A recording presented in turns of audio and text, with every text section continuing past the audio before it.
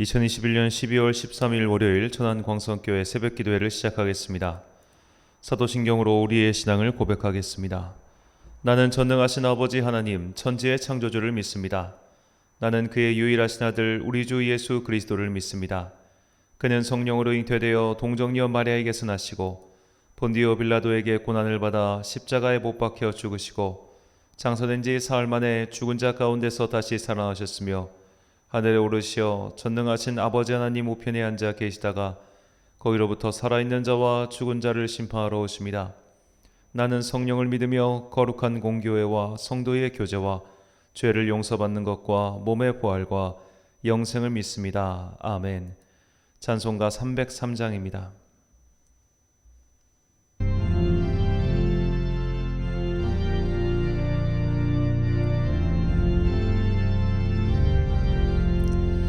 날 위하여 십자가에 중한 고통 받으사 대신 죽은 주 예수의 사랑하신 은혜여 보배로운 피를 흘려 영영 죽을 죄에서 구속함을 받으리니 어찌 찬양하날까. 예수 안에 있는 우리 한량없이 즐겁고 주 성령의 위로함이 마음속에 차도다.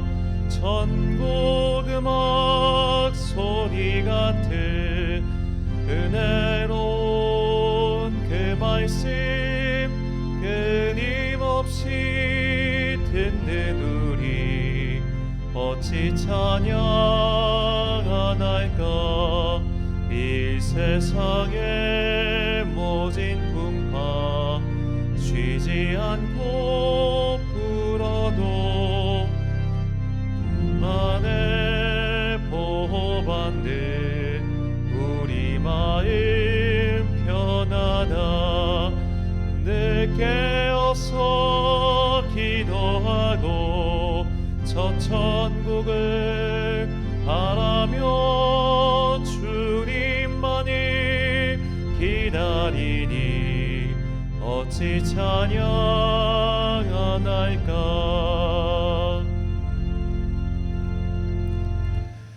오늘 우리에게 주신 하나님의 말씀 로마서 4장 1절부터 25절까지 말씀입니다. 로마서 4장 1절부터 25절까지의 말씀. 이제 봉독하겠습니다. 하나님의 말씀을 경청하십시오. 그러면 육신상으로 우리의 조상인 아브라함이 무엇을 얻었다고 우리가 말할 수 있겠습니까? 아브라함이 행위로 이롭게 되었더라면 그에게는 자랑할 것이 있었을 것입니다. 그러나 하나님 앞에서는 자랑할 것이 없습니다. 성경이 무엇이라고 말합니까? 아브라함이 하나님을 믿으니 하나님께서 그를 의롭다고 여기셨다 하였습니다. 이를 하는 사람에게는 품삯을 은혜로 주는 것으로 치지 않고 당연한 보수로 주는 것으로 생각합니다. 그러나 경건하지 못한 사람을 의롭다고 하시는 분을 믿는 사람은 비록 아무 공로가 없어도 그의 믿음이 의롭다고 인정을 받습니다. 그래서 행한 것이 없어도 하나님께서 의롭다고 여겨주시는 사람이 받을 복을 다윗도 다음과 같이 말하였습니다. 하나님께서 잘못을 용서해 주시고 죄를 덮어주신 사람은 복이 있다. 주님께서 죄 없다고 인정해 주실 사람은 복이 있다. 그러면 이러한 복은 할례를 받은 사람에게만 내리는 것입니까? 그렇지 않으면 할례를 받지 않은 사람에게도 내리는 것입니까? 우리는 앞에서 말하기를 하나님께서 아브라함의 믿음을 의로 여기셨다 하였습니다. 그러면 어떻게 아브라함이 그러한 인정을 받았습니까? 그가 할례를 받은 후에 그렇게 되었습니까? 그렇지 않으면 할례를 받기 전에 그렇게 되었습니까? 그것은 할례를 받은 후에 된 일이 아니라 할례를 받기 전에 된 일입니다. 아브라함이 할례라는 표를 받았는데 그것은 그가 할례를 받지 않은 상태에서 이미 얻은 믿음의 의를 확증하는 것이었습니다. 그래서 그는 할례를 받지 않고도 믿는 모든 사람의 조상이 되었으니 이것은 할례를 받지 않는 사람들도 의롭다는 인정을 받게 하려는 것이었습니다. 또 그는 할례를 받은 사람의 조상이 되기도 하였습니다. 다시 말하면 할례만을 받은 것이 아니라 또한 우리 조상 아브라함이 할례를 받지 않은 상태에서 걸어간 믿음의 발자취를 따라가는 사람들의 조상이 되었습니다. 아브라함이나 그 자손에게 주신 하나님의 약속, 곧 그들이 세상을 물려받을 상속자가 되리라는 것은 율법으로 말미암은 것이 아니라 믿음의 의로 말미암은 것입니다. 율법을 의지하는 사람들이 상속자가 된다면 믿음은 무의미한 것이 되고 약속은 헛된 것이 됩니다. 율법은 진노를 불러옵니다. 율법이 없는 곳에는 범법도 없습니다. 이런 까닭에 이 약속은 믿음에 근거한 것입니다. 그것은 하나님께서 아브라함에게 이 약속을 은혜로 주셔서 이것을 그의 모든 후손에게도 곧 율법으로 사는 사람들에게만이 아니라 아브라함이 지닌 믿음으로 사는 사람들에게도 보장하시려는 것입니다. 아브라함은 우리 모두의 조상입니다. 이것은 성경에 기록된 대로 내가 너를 많은 민족의 조상으로 세웠다 함과 같습니다. 이 약속은 그가 믿은 하나님, 다시 말하면 죽은 사람들을 살리시며 없는 것들을 불러내어 있는 것이 되게 하시는 하나님께서 보장하신 것입니다. 아브라함은 희망이 사라진 때에도 바라면서 믿었으므로 너의 자손이 이와 같이 많아질 것이다 하신 말씀대로 많은 민족의 조상이 되었습니다. 그는 나이가 100세가 되어서 자기 몸이 이미 죽은 것이나 다름없고 또한 사라의 태도 죽은 것이나 다름없는 줄 알면서도 그는 믿음이 약해지지 않았습니다. 그는 하나님의 약속을 믿고 의심하지 않았습니다. 오히려 그는 믿음이 굳세어져서 하나님께 영광을 돌렸습니다. 그는 하나님께서 스스로 약속하신 바를 능히 이루실 것이라고 확신하였습니다. 그래서 하나님께서는 이것을 보시고 그를 의롭다고 여겨주셨습니다. 그가 의롭다는 인정을 받았다는 하는 말은 아브라함만을 위하여 기록된 것이 아니라 하나님께서 의롭다고 여겨주실 우리, 곧 우리 주 예수를 죽은 사람들 가운데서 살리신 분을 믿는 우리까지도 위한 것입니다. 예수는 우리의 범죄 때문에 죽임을 당하셨고 우리를 의롭게 하시려고 살아나셨습니다. 아멘. 농공행상과 보상심리란 제목으로 하나님의 말씀 선포하겠습니다. 교회에서 일어난 여러 가지 일 중에 목사를 참 힘들게 하는 것 중 하나는, 어쩌면 제일 힘들 수도 있겠네요. 하나는 바로 항존직 선거입니다. 정말 말로 다 할 수 없는 여러 가지 일들이 벌어집니다. 정치인들이 수많은 선거를 하면서 그래도 다시 도전할 수 있는 여러 가지 이유 중 하나는 아마도 유권자가 누구인지 모르기 때문이라는 생각을 해봤습니다. 유권자가 누군지 모르니까 내가 떨어져도 딱히 특정인에게 섭섭할 일이 없는 겁니다. 하지만 교회의 선거는 그렇지 않습니다. 교회는 누가 투표하는지를 다 알기 때문에 내가 떨어졌을 때 그 내가 알고 있는 사람들 향한 원망의 마음이 반드시 들 수밖에 없죠. 아무리 교회 공동체 규모가 커도 떨어지면 속상한 것은 사실 똑같습니다. 내가 얼마나 교회를 위해 헌신했는데 떨어져, 그런 생각이 너무나 자연스럽게 들지요. 자꾸만 옆에서 찾아와서 괜찮냐고 묻는 것도 사실 속상하고 짜증나는 일입니다. 제가 아는 어느 장로님은 자꾸 떨어질 때마다 찾아와가지고 괜찮으세요? 물어보는 분들 때문에 귀찮아서라도 빨리 장로 돼야겠다 이렇게 말씀하시는 분도 제가 뵌 적이 있습니다. 내가 수고한 것에 대해 보상을 바라는 마음은 사실 인간이라면 누구나 품을 수밖에 없는 자연스러운 것이죠. 그래서 논공행상, 그가 세운 공에 대한 상을 내리는 것은 예나 지금이나 정치에서 가장 중요한 일입니다. 고생을 죽어라 했는데 그에 대한 상을 받지 못한다면 사람은 당연히 비뚤어지기 마련이죠. 바울은 오늘 본문에서 유대인의 할례에 대해 아주 길게 설명합니다. 바울의 생각에 유대인이 할례에 집착하는 것은 자신들의 공로를 인정해 달라는 것과 그리고 보상 심리의 결합이라고 생각했습니다. 우리가 이렇게 할례를 행하고 모진 고난 중에서도 믿음을 지켰으니 하나님께서 우리를 더욱 높여주시고 구원의 은총을 내려주셔야 한다고 유대인들은 생각했죠. 이것은 당연한 보상 심리였습니다. 그런데 하나님께서 저 할례 받지도 않고 믿음의 고난도 겪지 않은 이방인들에게도 우리와 동일하게 구원의 은총을 내려주신다고 하니 그들의 속이 뒤집혀지는 거죠. 바울은 아브라함을 논거로 들면서 이 할례라는 것이 구원의 조건이 아님을 설명합니다. 그러나 이런 논거는 사실 유대인들에게 중요한 것은 아니었을 겁니다. 이것은 논리의 문제가 아니라 마음의 문제였기 때문이죠. 이 수요일 성경 난제풀이 시간에 말씀드렸지만 이 당시 할례라는 행위는 아프리카 일부 부족과 유대인들만 행하는 풍습이었습니다. 그래서 당시 지중해 세계 사람들에게는 이 행위가 매우 혐오스럽고 야만적이고 무식한 행위라고 생각했죠. 당시 로마에는 이미 유대인들이 상당히 많이 살고 있었고 이들이 할례를 행하고 회당에 모여 자신들의 종교 행위를 한다는 것을 로마 사람들도 다 알고 있었습니다. 하지만 이 로마 사람들은 기본적으로 자기들의 가치관을 건드리지만 않으면 타 종교에 대해 관대한 편이었습니다. 그래서 유대인들이 별 그런 어떤 제재나 그런 거 없이 종교 생활할 수 있었는데 그런 로마인들도 굉장히 혐오스럽게 생각한 것이 바로 할례였습니다. 당시 사람들이 입는 튜닉 같은 옷은 이 남성의 성기가 부득불 노출될 수밖에 없었기 때문에 이렇게 할례를 한 남성의 성기가 고스란히 드러날 수 있었고 그것이 그 사람들이 볼 때는 굉장히 흉측하게 보였다는 것이죠. 유대인들 입장에서는 자신들은 하나님의 율법을 지키기 위해 이런 오해, 편견, 차별을 수백 년 동안 견디며 살아왔는데 이제 와서 이방인들도 우리와 똑같이 구원을 받는다? 이것은 농공행상에 맞지 않다 이렇게 생각하고 있는 것이죠.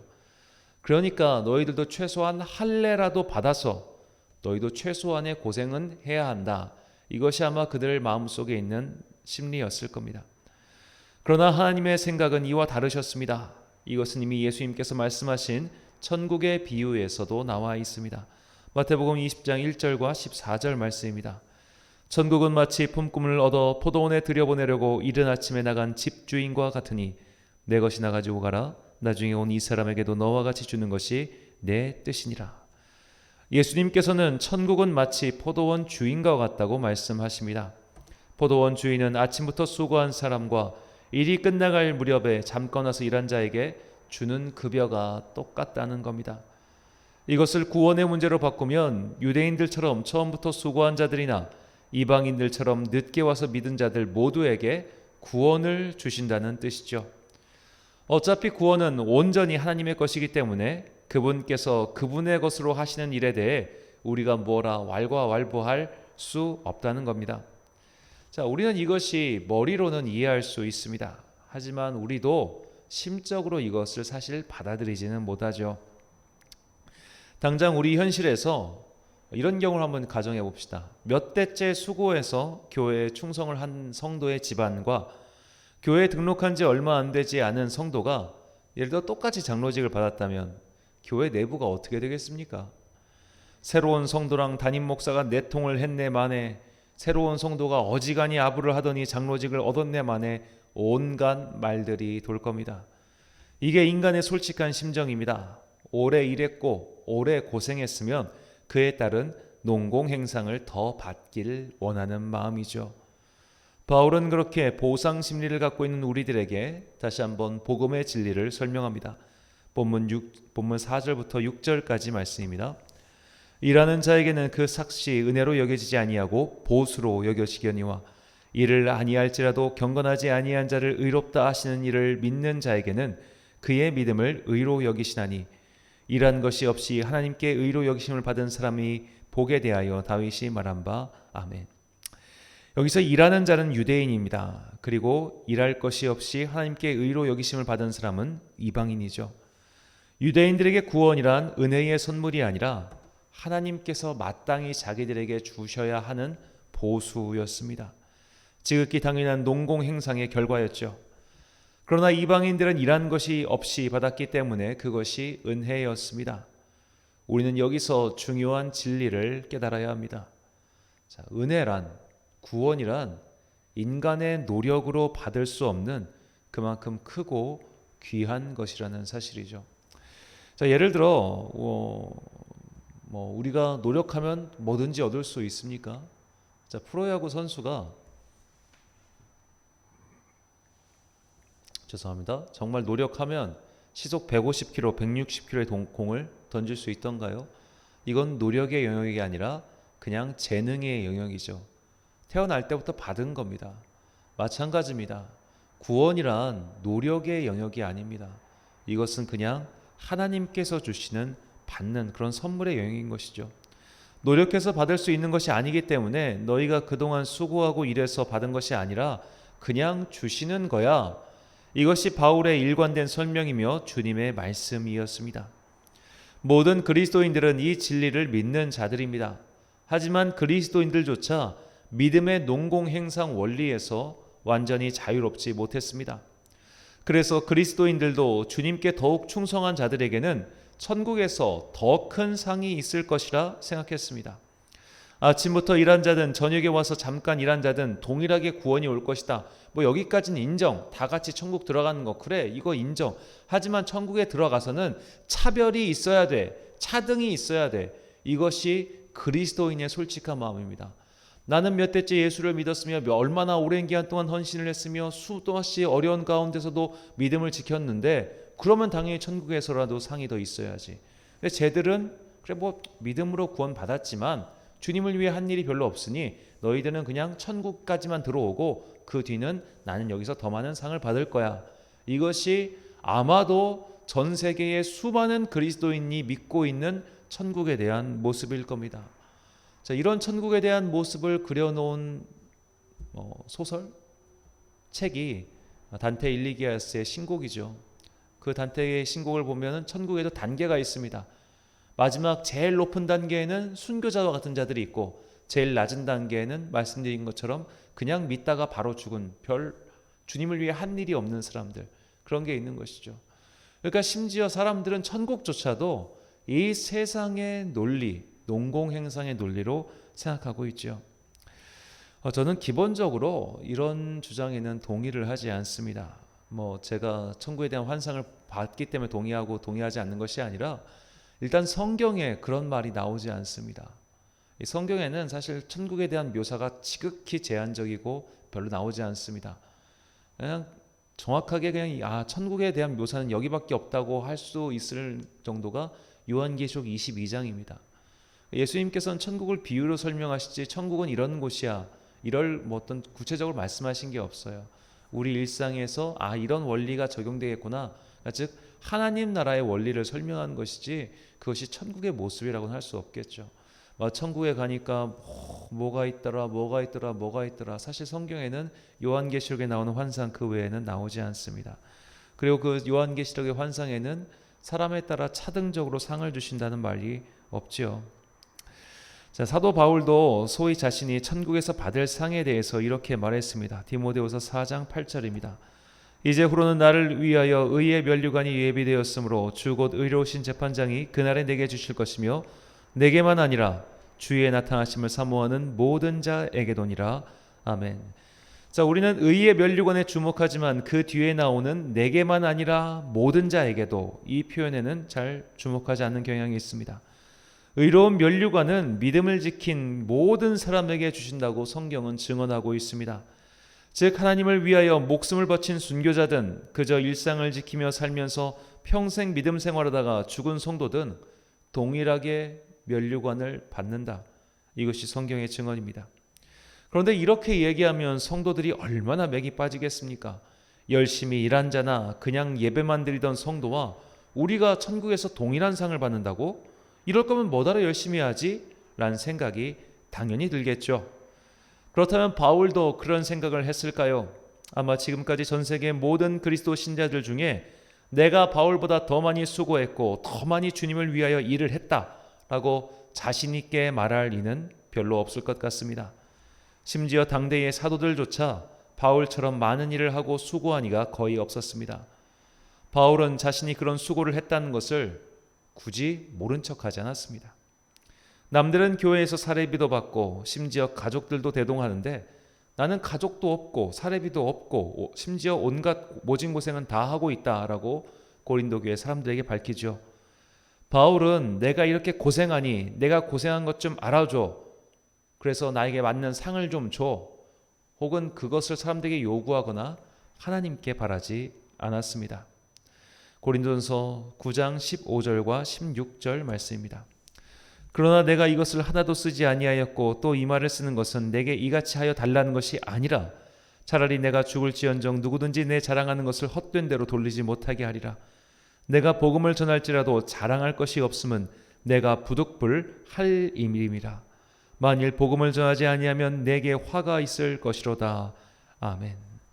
바울은 자신이 한 일을 자랑하고 싶은 마음이 없었습니다. 바울의 모든 행위는 그가 받은 은혜에 대한 응답이었기 때문이죠. 자신의 죄를 용서하시고 새로운 삶을 살게 해주신 주님께 너무나 감사했기 때문에 그는 목숨도 아까워하지 않았고 이 복음의 진리가 헛된 오해를 받는 것을 극도로 경계하였습니다. 바울은 평생 공로주의와 농공행상을 원하는 마음들과 신앙생활의 보상 심리를 배격하며 그것들이 틀렸다고 말했습니다. 우리는 받은 은혜가 있기에 부득불 어찌할 수 없는 그 강력한 은혜에 반응하는 자들이지, 내가 이걸 해서 뭔가를 더 얻거나 더 많은 것을 누리기 위함이 아닙니다. 그런 식의 천국, 그런 식의 보상이라면 우리가 상상하는 천국의 모습은 무슬림들의 천국과 하등 다를 것이 없습니다. 그러므로 정말 중요한 것은 은혜입니다. 은혜가 크면 클수록 공로를 생각하지 않습니다. 은혜가 크면 클수록 내가 하는 수고와 노력은 생각도 나지 않습니다. 받을 상 따위는 개의치 않습니다. 그저 예수님과 함께 있는 것, 그 자체가 유일한 소망이며 최고의 상이지요. 사랑하는 사람에게 돈이나 선물을 받기 위해 사랑한다면 이미 그것은 투자이지 사랑이 아니죠. 사랑은 그저 그와 함께 있는 것 그 자체이며 그와 함께 있기에 기쁜 것입니다. 그가 내 옆에 있다는 것 자체가 선물이고 행복입니다. 주님을 사랑하는 자들에게는 그분 자체가 비할 바 없는 농공행상이죠. 베드로전서 1장 8절과 9절 말씀입니다. 예수를 너희가 보지 못하였으나 사랑하는도다. 이제도 보지 못하나 믿고 말할 수 없는 영광스러운 즐거움으로 기뻐하니 믿음의 결국 곧 영혼의 구원을 받음이라. 아멘.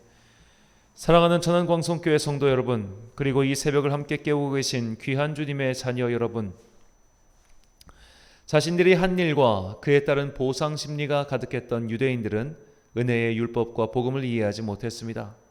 이것은 공로주의와 농공행상이 당연한 세상의 논리와 완전히 어긋나죠. 복음의 핵심 원리는 바로 사랑입니다. 보상도 없고 농공행상도 없습니다. 그저 사랑하기에 구원하셨으며 그 구원의 사랑에 감격하여 우리도 주님을 사랑하게 되었습니다. 사랑은 교환이 아닙니다. 내가 지난번에 그대에게 10만 원짜리 선물을 받았으니 나도 당신에게 10만 원짜리 선물을 해야겠다. 이것은 예의를 지키는 관계이지 사랑의 관계라고는 볼 수 없죠. 조건도 없고 대가도 없는 그 사랑, 그저 주는 것이 기쁘고 함께하는 것이 즐거운 관계, 이것이 바로 사랑입니다. 주님께서는 이 사랑의 관계 안으로 우리를 부르셨습니다. 오직 이것만이 우리가 받을 상이죠. 이 사랑의 은총을 아는 이들은 다른 것을 바라지 않습니다. 이 새벽 우리 안에 공로를 바라는 마음이 있다면, 지금까지 내가 한 것을 사람들이 알아주기를 바라는 마음이 있다면, 그래도 내가 주님을 위하여 수고한 것이 많으니 천국에서는 많은 상에 있겠지 라는 그런 마음조차 다 내려놓으십시오. 그리고 오직 주님만이, 오직 주님의 그 은혜와 사랑만이 내가 받을 상의 전부입니다 라고 고백할 수 있는 믿음을 달라고 간구하십시오. 그것이 보상심리와 농공행상의 원리에서 벗어나질 못하는 이 세상과 궤를 달리하고 사는 하나님 나라 자녀의 바른 모습입니다. 기도하겠습니다. 사랑과 은혜가 충만하신 아버지 하나님, 우리는 수도 없이 은혜의 원리를 들어왔지만 그것을 체화시키지 못했습니다. 우리는 여전히 세상의 농공행상의 원리와 보상심리의 그물에서 벗어나지 못하고 있습니다. 심지어 이 지상의 논리를 그대로 천국에 대입시켜 이곳에서 은혜로 구원받았어도 그곳에 가면 농공행상이 있겠지라고 생각했습니다. 율법의 행위와 할례에 대한 집착을 벗어나지 못했던 유대인들과 같던 우리의 부족함을 용납하여 주옵소서. 이 은혜의 원리, 사랑의 원리가 그저 머리가 아니라 가슴과 영혼으로 체화될 수 있도록 우리에게 성령 충만의 은혜를 내려 주옵소서. 받은 은혜 때문에 그저 달려갔던 바울처럼 우리도 받은 은혜를 되새기며 누군가 알아주길 바라는 그런 보상의 논리가 아닌 오직 주님만을 바라보고 사랑하는 진실한 성도가 되게 하옵소서. 주님과 함께 있음이 최고의 상이며 그것이 천국이라는 것을 진실로 믿고 고백하는 참 성도가 되게 하옵소서. 한 주간의 시작인 월요일입니다. 오늘부터 겨울의 추위가 성도들을 덮칩니다. 주님께서 우리 귀한 성도들의 추위에 떨지 아니하도록 성령의 따뜻한 은총을 내려 주옵소서. 무엇보다 코로나로 인해 따뜻한 식사도 배식받지 못한 채 올해의 추위를 견뎌야 하는 가난한 자들에게 은혜를 내려주셔서 그들의 삶의 무기력함에서 나올 수 있도록 그들의 생명의 시간을 헛되이 버리지 않도록 은혜를 베풀어 주옵소서. 이번 한 주 동안도 참 좋으신 우리 주님의 은총과 평강이 주의 백성들에게 임하시길 간절히 소망하오며 예수님의 이름으로 기도드립니다. 아멘. 주기도 문하심으로 새벽 기도회를 마치겠습니다. 하늘에 계신 우리 아버지, 아버지의 이름을 거룩하게 하시며 아버지의 나라가 오게 하시며 아버지의 뜻이 하늘에서와 같이 땅에서도 이루어지게 하소서. 오늘 우리에게 일용할 양식을 주시고 우리가 우리에게 잘못한 사람을 용서하여 준 것 같이 우리 죄를 용서하여 주시고 우리를 시험에 빠지지 않게 하시고 악에서 구하소서. 나라와 권능과 영광이 영원히 아버지의 것입니다. 아멘.